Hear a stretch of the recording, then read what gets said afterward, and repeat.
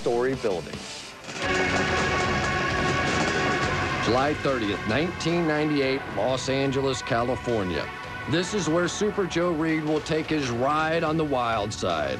He will attempt to leap from the rooftop of one 14-story building to the rooftop of another across 65 feet of open air, launching his motorcycle across a 140-foot deep tomb of brick walls and pavement. We need somebody on these boards to pull them out.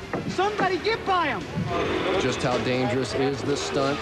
There's no way to rehearse it, and no one has ever risked their life to attempt it. I always look into every worst-case scenario that I can dream of in my wildest nightmares. Joe's nightmare would be to fall short or overshoot the building across the way. If you overjump the brick wall at the other end of the building, you die. If the worst-case scenario happens, we don't make it across, hit the front of the building, and then start to fall. I might be a little crazy when it comes to doing these stunts, but I'm not stupid. Joe Reed is 40 years old, married to Jennifer, a motorcycle daredevil, current Guinness record holder for the highest roof-to-roof motorcycle jump, which he hopes to better by 8 stories. Joe will gamble his life on the power and handling of the Spanish-made 250cc gas dirt bike. The 4-speed Roadster has a liquid-cool engine and can go from 0 to 60 in just 5 seconds. The cramped rooftop offers Joe a mere 116 feet of acceleration.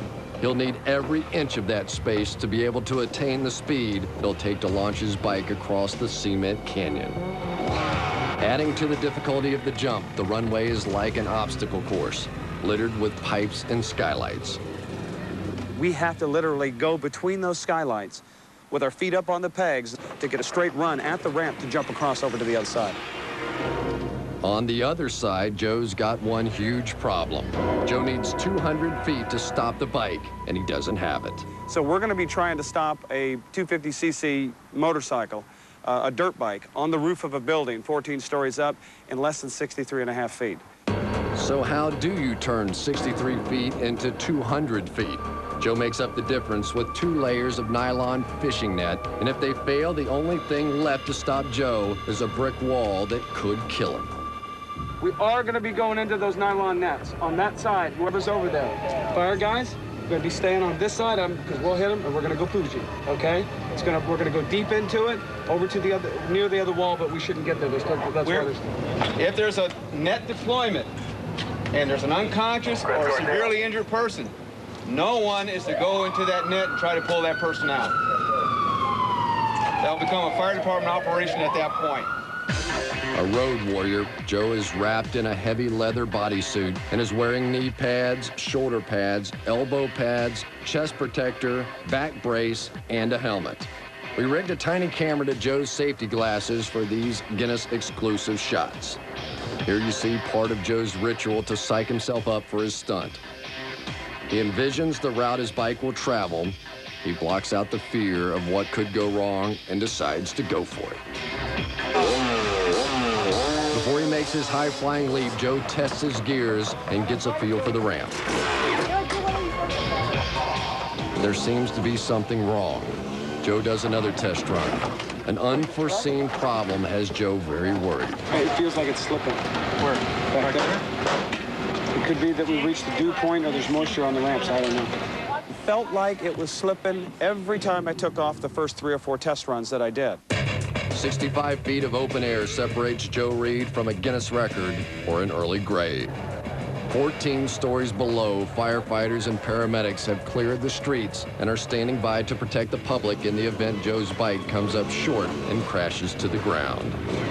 Joe's in position. This is it. He's off. But no, Joe stopped. Something's wrong. He aborted the jump. I thought it was too wet. It's looking out. Joe's bike is still skidding on the wet ramp. While the crew tries to soak up the moisture, Joe slowly heads back to the starting point. The crew is wiping down the ramp, and Joe must now make the toughest decision he's ever made. And I would have to take, literally, my life, my motorcycle, and my mind in my own hands to make the decision whether to go or not. Joe decides to risk it all and go for it. If even a small patch of water remains on the ramp, this jump could be lethal. I don't know what's going to happen. I don't know if it's going to wheelie. I don't know if I'm going to loop out. I don't know if it's going to slip, and I'm not going to make it across. Super Joe Reed is going to put his life on the line. 14 stories below, the crowd feels the tension. He revs his engine, shifts gears, and he's off. This is for a new Guinness record. Joe Reed has made it. Oh, but he's crashed into the net. And beyond, he hit the wall. Joe Reed has hit the wall beyond the net. Paramedics on the way. Let's see what went wrong. Joe gets the height he needs to easily clear the 65-foot span between the two buildings. But watch as his motorcycle buckles on impact and his body is hurled over the top of the safety net. The wall is all that stops him from plunging 140 feet to his death. But he's slammed into that wall with a deadly force. Joe's still down. But it looks like the paramedics are helping him to his feet. Tell him, give him a thumbs up. Tell him I'm okay. Thumbs up. He's okay. He's okay. Still dazed and visibly shaken, Joe Reed is lucky to be alive.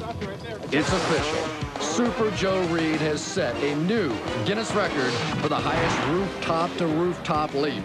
A height of 14 stories across a span of 65 feet. Here it is from another angle. Here's a slow-motion look at the bone-crunching landing. It's amazing that Super Joe could walk away from this near-fatal crash without so much as a scratch. Never had a broken bone, any motorcycle jump, anywhere, practicing, rehearsing, 14 stories off the ground at night. Nobody can touch me. Here's one last look at Super Joe Reed's high-flying ride into the Guinness Record Book.